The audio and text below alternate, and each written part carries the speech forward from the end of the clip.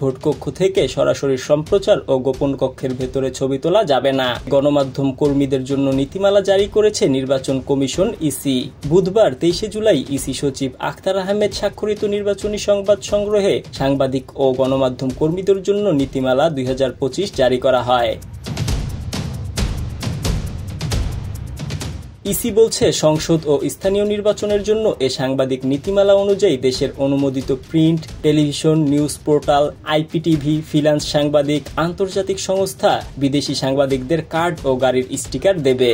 এজন্য নির্বাচনের 1 সপ্তাহ আগে আবেদনের মাধ্যমে সংশ্লিষ্টদের সাংবাদিক পাস কার্ড, গাড়ি ও মোটরসাইকেলের স্টিকার দেবে ইসি সচিবালয় ও রিটার্নিং অফিসার। লন্ডনে এত বড় মাছ, ওয়াও! মাছে ভাতে বাঙালি, আর সেই মাছ পেতে আসুন লন্ডন ফিশ নেটে। জি হ্যাঁ, ইস্ট হ্যাম পুরাতন টাউন হলের সন্নিকটে আপনার প্রিয় মাছের সম্ভারে ভরপুর। আসুন, দেখুন, বাজার করুন ছোট বড় সব ধরনের মাছ।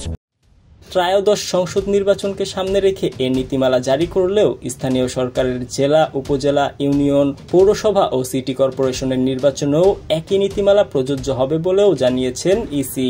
নীতিমালা অনুযায়ী কার্ডধারী সাংবাদিক সরাসরি ভোটকেন্দ্রে প্রবেশ করতে পারবেন। এরপর প্রিজাইডিং কর্মকর্তাকে অবহিত করে তথ্য, ছবি ও ভিডিও নেবেন। তবে গোপন কক্ষের ছবি তোলা যাবে না। একসঙ্গে 2টির বেশি সংবাদ মাধ্যম ভোটকক্ষে প্রবেশ করতে পারবেন না। ভোটকক্ষে 10 মিনিটের বেশি থাকতে পারবেন না। ভোটকক্ষে নেওয়া যাবে না সাক্ষাৎকার। ভোটকক্ষের ভেতর থেকে সরাসরি সম্প্রচারও করা যাবে না। সরাসরি সম্প্রচার করতে হলে ভোটকক্ষ থেকে নিরাপদ দূরত্বে থাকতে হবে।